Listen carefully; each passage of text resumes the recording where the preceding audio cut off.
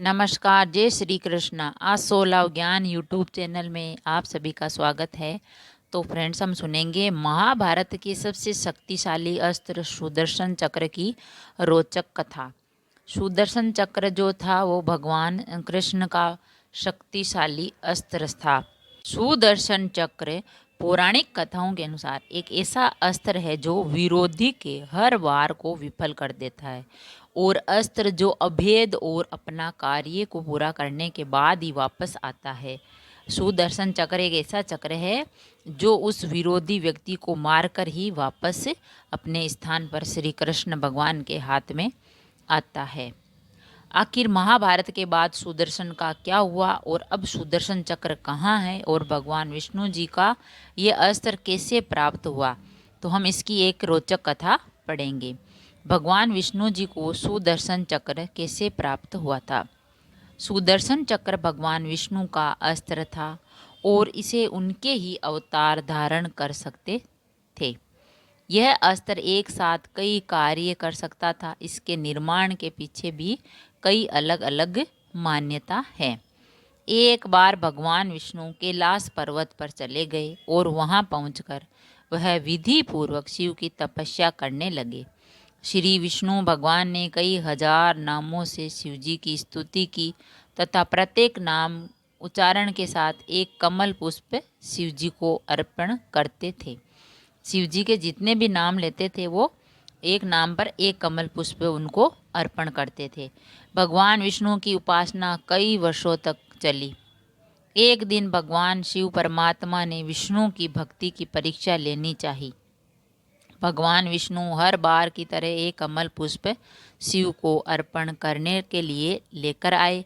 तब भगवान शिव ने एक कमल पुष्प कहीं छुपा दिया था। शिव माया द्वारा इस घटना का पता भगवान विष्णु को भी नहीं लगा। भगवान विष्णु को भी पता नहीं चला कि वह पुष्प कहाँ गया।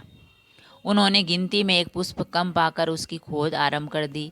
उनको एक पुष्प कम लगा तो उन्होंने ढूंढना शुरू कर दिया, शायद यहीं कहीं खो गया होगा। पर श्री विष्णु भगवान ने पूरे ब्रह्मांड का भ्रमण कर लिया परंतु उन्हें वह पुष्प नहीं मिला। तत्पश्चात भगवान विष्णु एक कमल के बदले अपना एक नेत्र उस स्थान पर अर्पित कर दिया। जब उनको वो पुष्प नहीं मिला पूरे ब्रह्मांड में भ्रमण करने के बाद भी, तब उन्होंने क्या किया, उस पुष्प के बदले में एक अपना नेत्र उस स्थान पर अर्पित कर दिया। भगवान विष्णु के इस त्याग से खुश होकर भगवान शिव प्रकट हो विष्णु भगवान को सुदर्शन चक्र की भेंट करते हैं और बोलते हैं ये चक्र सृष्टि संचालन के कार्य के लिए उपयोग में आएगा। सुदर्शन चक्र का निर्माण भगवान विश्वकर्मा ने सूर्य की अभेद राख से उन्होंने 3 चीज़ों का निर्माण किया। पहला पुष्पक विमान, त्रिशूल और सुदर्शन चक्र। सुदर्शन चक्र की तरह ऐसा ही सुदर्शन चक्र को समय का चक्र बताया गया है। वह समय को भी माप सकता है। सुदर्शन चक्र से ही भगवान विष्णु ने माता सती के पार्थिव शरीर के 51 हिस्से किए थे।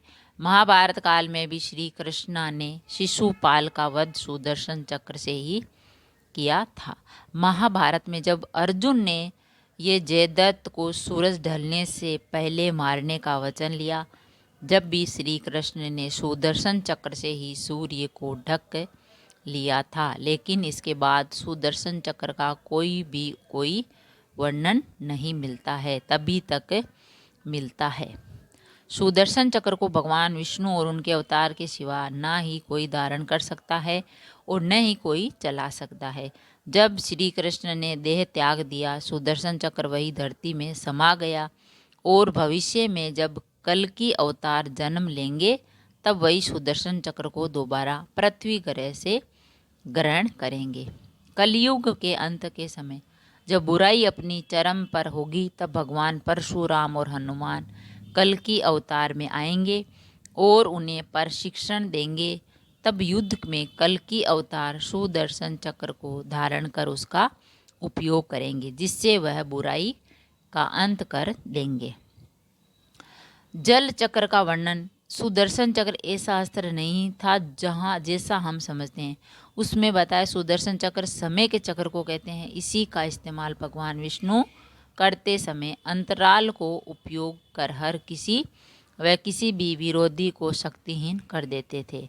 महाभारत में जब श्री कृष्ण ने अर्जुन को विराट रूप दिखाया तब सुदर्शन चक्र के इस्तेमाल से ही समय को रोका था, और तब रुके हुए समय में श्री कृष्ण अर्जुन को गीता का पूरा ज्ञान दिया।